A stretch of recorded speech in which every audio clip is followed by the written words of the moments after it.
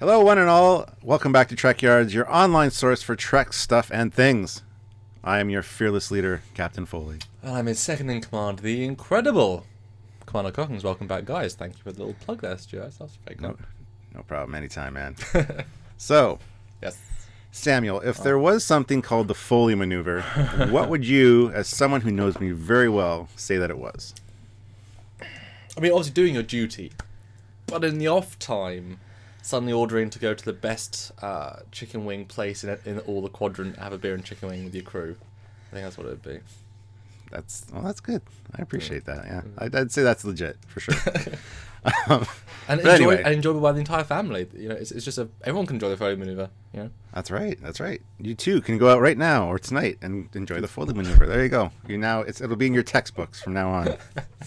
So today's topic of discussion will be the Picard maneuver, how it works, when it was employed, and all the goodness you'll need to know about it in the classic Trekyards way.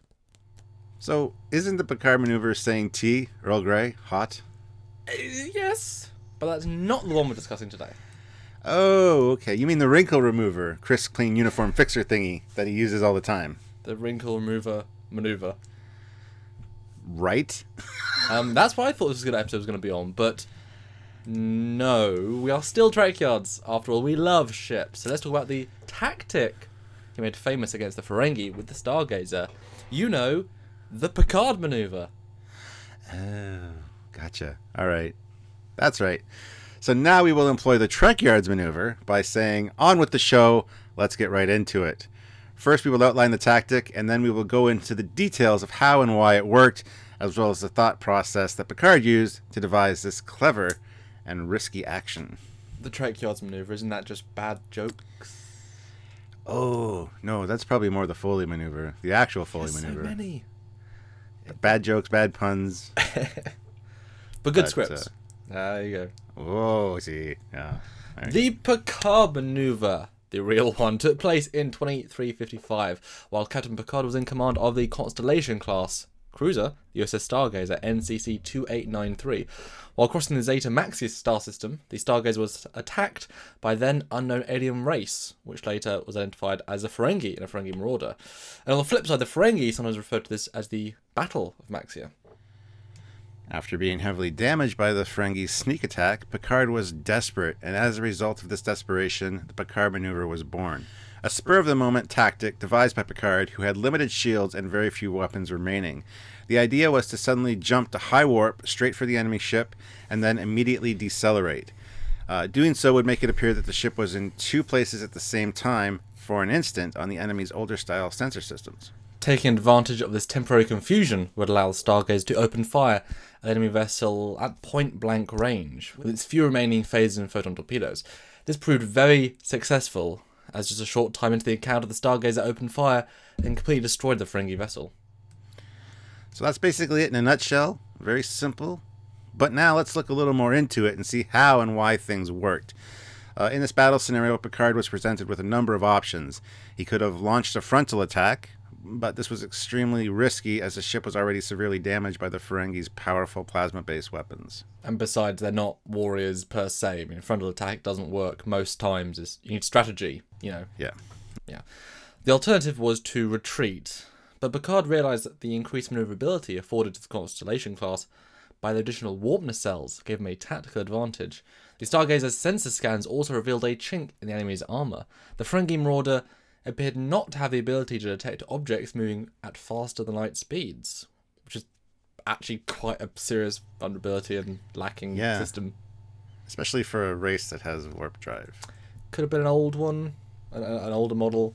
Yeah, or maybe damaged in one hit from the Constellation. That's interesting, yeah. So this is where good math comes in. So it's a good thing they teach that sort of stuff at the Academy. The Stargazer was positioned about 9 million kilometers from the attacking vessel. And since light travels at roughly 300,000 kilometers per second, Picard calculated that it would take at least 30 seconds for the light generated by a ship to traverse the distance between them. The image seen aboard the Ferengi vessel, therefore, was always 30 seconds old. Now, to me, this doesn't make much sense.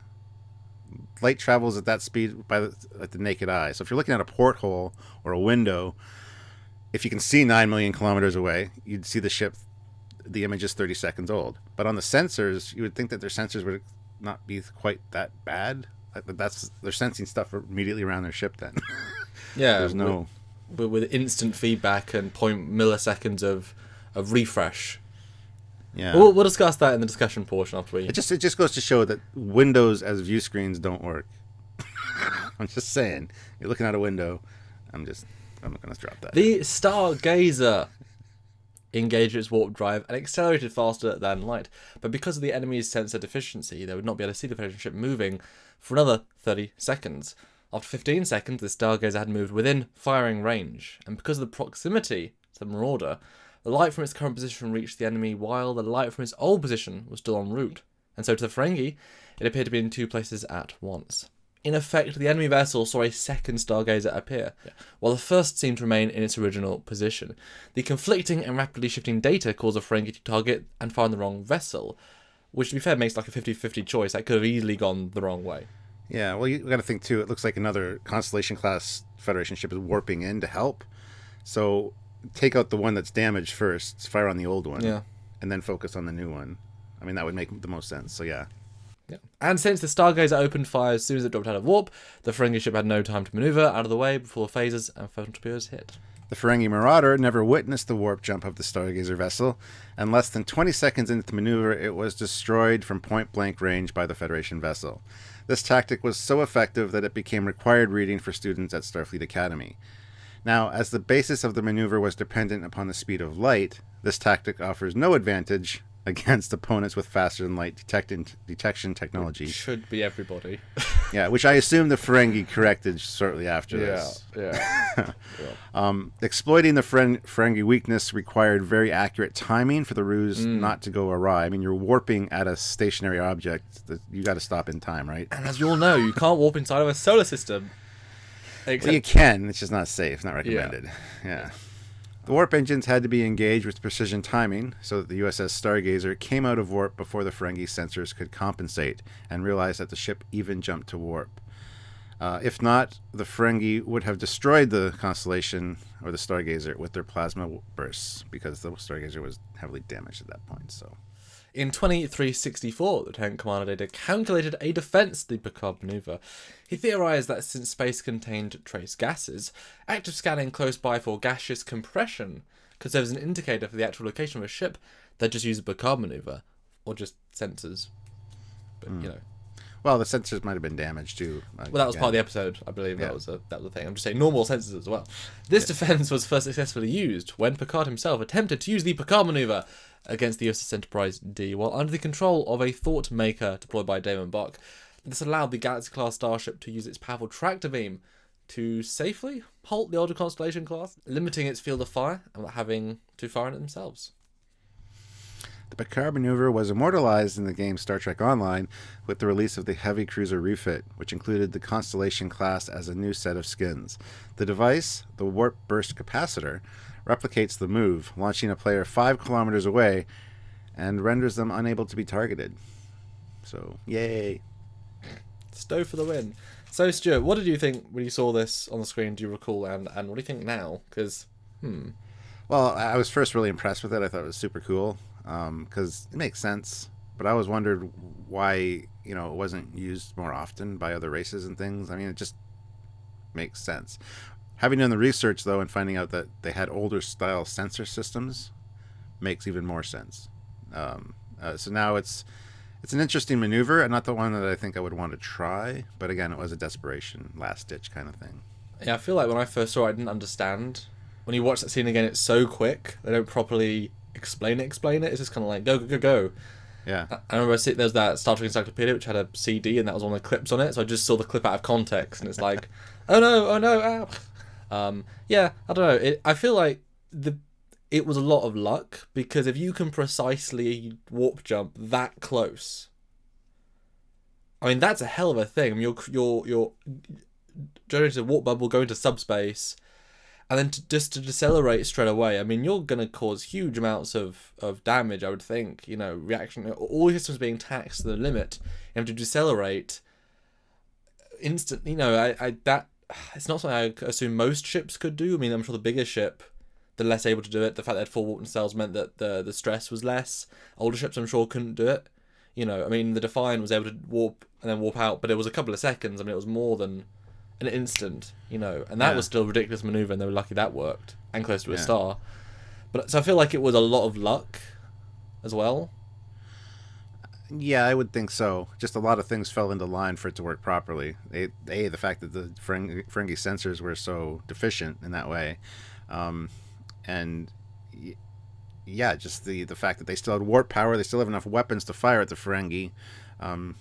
So I don't know. I mean, and you think, jumping to warp and slowing down really fast like that would cause a lot of strain on systems, especially the warp drive and some of the targeting computers and things like that. I think it's fine. Well, that's the joke. It wasn't meant to be a tactic. It was meant to be we got one chance to save the crew. Yes. Oh, look, it worked. As you pointed out, this probably isn't going to work for most races ever again. So it's not the sort of thing that they don't say, you know, the USS Venture, you know, the refit the galaxy. It doesn't say at some point down the missions, you know, Helm, do the Picard maneuver.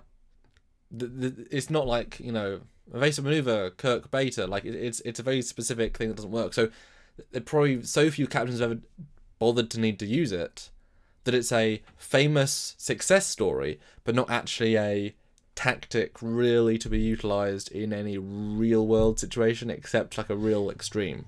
Yeah, well, it's part of the military training, right? I mean, they do that these days. They talk about famous generals' tactics that worked during World War I or World War II, why they worked. It's just something to have in the knowledge bank so that when you're actually devising your own strategies, it's something that's available to you. Well, it teaches you to think outside the box because you need to. I mean, that is not a thing you'd think of doing. Yeah, absolutely. And I also want to hit, you know, this battle was meant to be very one-sided. You know, the Ferengi presumably had...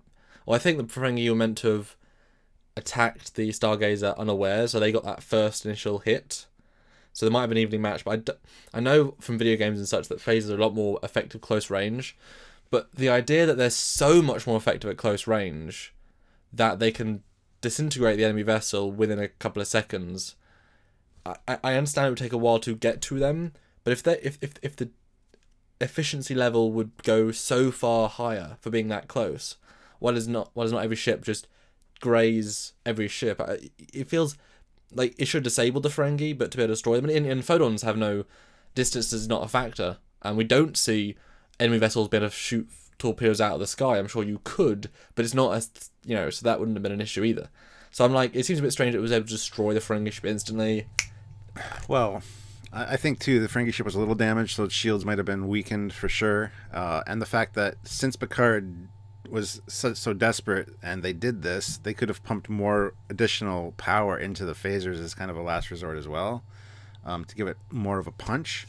I mean, if you play Starfleet battles and stuff, when you're at a range of 1 or 0, your phasers have quite a bit of punch. Once you get to a range of about 5 or 6, it's, you know, it's way less. So more, it probably just more speaks to them being too far away to be at the 9,000 kilometers being truly an effective phaser range, and them having to bridge that gap to make them effective. Because if they were medium range, if it was, because normally in the shows we see things stand off pretty damn close. Yeah. You'd assume if phasers wouldn't be that different to there, if to there just get closer, you know.